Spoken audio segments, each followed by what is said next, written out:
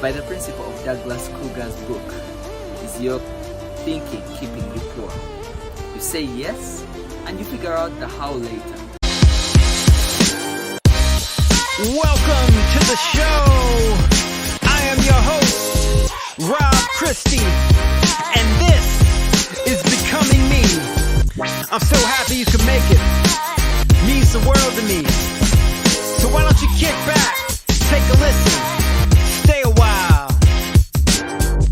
Not rapping about the pistol backing, all the lies about the paper stacking. Lots of people acting. I rap about death of life, sleeping in my car on lonely nights, looking for the light, being counted out. You'll never make it back. With the Mexico cocaine, next to try to crack. Not doing that, nope, not doing that. Let me say it again, I'm not turning back. No, no, no, no, no, no, no, I'm not turning back. No, no, no, no, no, no. We all have to accept that there are things that we do not know. You have to accept to be led in order to lead.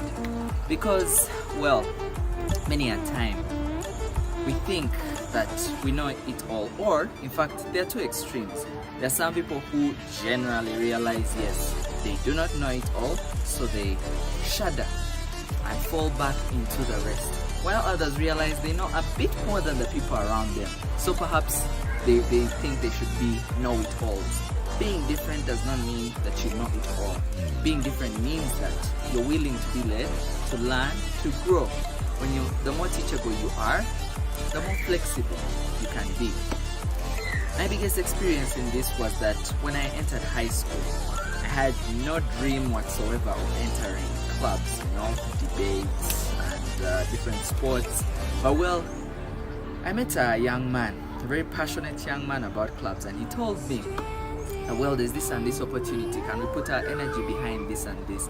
And while I was in this position, I had to accept, well, I don't know how clubs work in school, so I have to follow, and after that I can learn, grow and be better.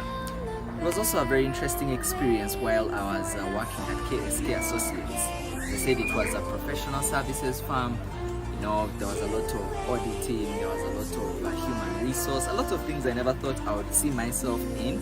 But well, sometimes they would just come to me and say, hey, go and register this business. And well, you don't know how to do it, you just need to think through it. But then, by the principle of Douglas Kruger's book, is your thinking keeping you poor? You say yes, and you figure out the how later.